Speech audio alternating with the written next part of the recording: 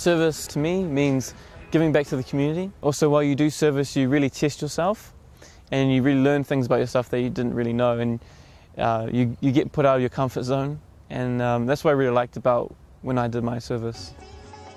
So I did my service in India at one of the Baha'i temples. It's called the Lotus Temple, and it's in the south of New Delhi. I was serving in India for 2 months over our summer New Year's period, which was like their winter.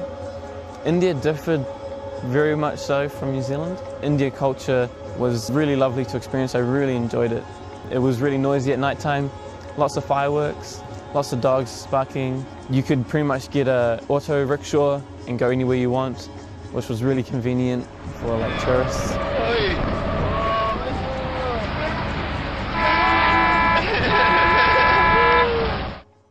So my role in India, what I did for service was I served at the temple, and I did basic guiding. The temple there gets, on a quiet day, 10,000 visitors, and sometimes on the weekend it can get up to 40,000 visitors. So there's a lot of crowd control to be done, and so when I was there I was pretty much allowing everyone to have the same spiritual experience as the next visitor.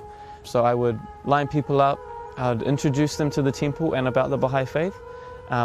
While inside, we'd make sure people were quiet because it's keeping a prayerful atmosphere.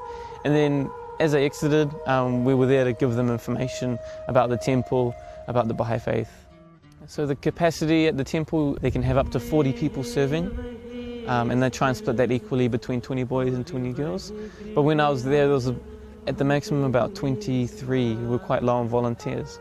But nonetheless, it was still a great experience, and just meant we had to work a little harder, which was good. There was other people from New Zealand, there were people from Australia, there were people from South America, Brazil, there were people from the States and from Canada, people from Germany, there were people from Oman in the Middle East, people from Iran, there was a couple from Indonesia. So yeah, all over the world. Baha'i activity-wise, it's very much the same all over the world. We all have the same direction.